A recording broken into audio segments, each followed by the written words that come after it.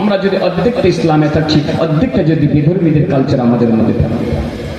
নামাজ তো পড়ছি, রোজা তো করছি না, কত যুবক গেল রমজানি চোখে পড়লো তিরঙ্গা চিপে চিপে খাচ্ছে, লজ্জা যুবক ভাইদের কাছে পাড়ায় থেকে বলে দিয়ে যাই, তোরা রোজা রাখিস না ভালো কথা, তোদের গোনার জন্য তোরা গোনা হচ্ছে, সেটা তোর কাছে না, তুই লোককে যে জানিয়ে দিচ্ছিস আমি রোজা করি না, এ যাকে জানাচ্ছিস সেও সাক্ষী রয়ে গেল, যার সামনে খাচ্ছিস সেও সাক্ষী রয়ে গেল।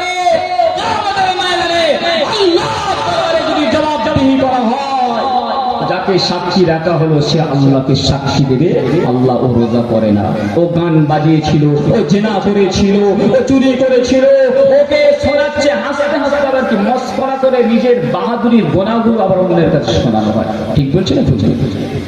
যত রকমের নোংরামি, যত রকমের অহিয়তি, যত রকমের খারাপি, মাঠেতে বাগানে বসে বসে আমরা আবার গল্প করি, শোনা অমুক দিনে অমুককে ওইভাবে ফাঁসিয়েছিলাম, অমুক দিনে অমুককে ওইভাবে কষ্ট দিয়েছিলাম, অমুক দিনে ওইভাবে মজা নিয়েছিলাম, অমুক দিনে ওইভাবে বাজনা বাজিয়েছিলাম, অমুক দিনে ওইভাবে ঈদের নামাজ পড়ি ধ্যান শুরু করতে করে দিয়েছিলাম, অমুক দিনে ওইভাবে বাইক নিয়ে এইভাবে মেয়েদের পিছু পিছু করেছিলাম। লজ্জা, খারাপ লাগছে?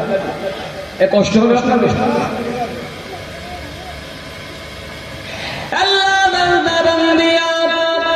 হযরত মুহাম্মদুর রাসূলুল্লাহ মদিনা মসজিদ থেকে ঘোষণা দিয়ে বলে দিলেন, যাও ফিরে চলে যাও, বাড়ি চলে যাও, তোমার বাচ্চা যখন দুধ ছেড়ে দেবে তুমি ফিরে আসবে।